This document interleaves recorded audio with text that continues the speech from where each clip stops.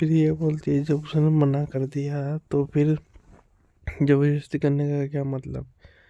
तो ये भी इस बात को सुनकर थोड़ी मायूस हो जाती है। और फिर इधर पूरे घर वाले शाम आ गए थे, एक दूसरे से बात कर रहे थे कि क्या करे अब अबीर का और अरमान का।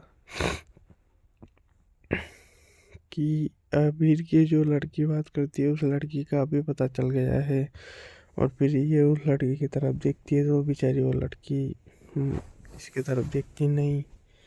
फिर ये रोहित नहीं, इसका भाइयों ने सब बता दिया घर में कि क्या हो रहा था क्या नहीं।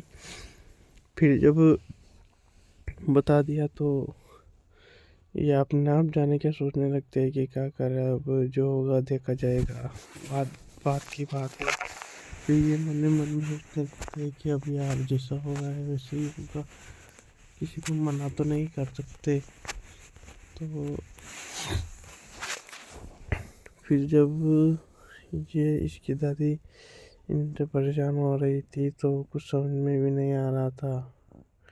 और फिर जब रोहित भी दुखी हो रहा था तो ये भी मतलब दिक्कत वाली बात हो रही थी। और ये अरमान यहाँ आता है तो बहुत ज़्यादा दुखी होता है इन सबको लेके, क्योंकि अरमान जब सोचता है तो कुछ नहीं होता, वरना दिक्कत आ जाएगी।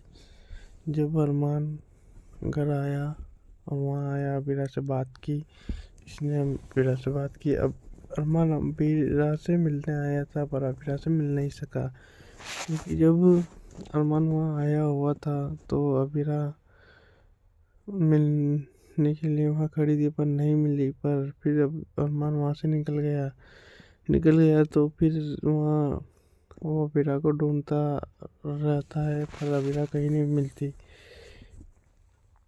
फिर जब ये गाड़ी में जा रहा था तो इसके समझ आता है कि अबीरा तो नहीं मिली, पर ठीक है जो भी हुआ कुछ ही बात नहीं। फिर वो गाड़ी में बैठ जाता है और गाड़ी में बैठ के सोचने लगता है कि क्या करूँ अब।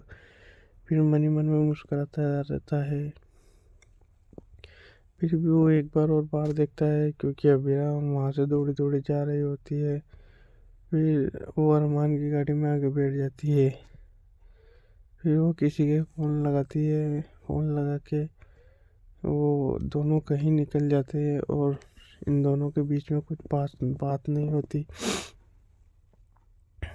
फिर अबीरा उसके तरफ देखती है, वो बोलने की तो बहुत कोशिश करती है पर बोल नहीं पाती। फिर कार वो स्पीड से ले जा रहे थे, फिर इतने में ये इसकी दादी दादी यहाँ आके उस गाड़ी में इन दोनों को देख लेते हैं और फिर वो भी शौक हो जाते हैं।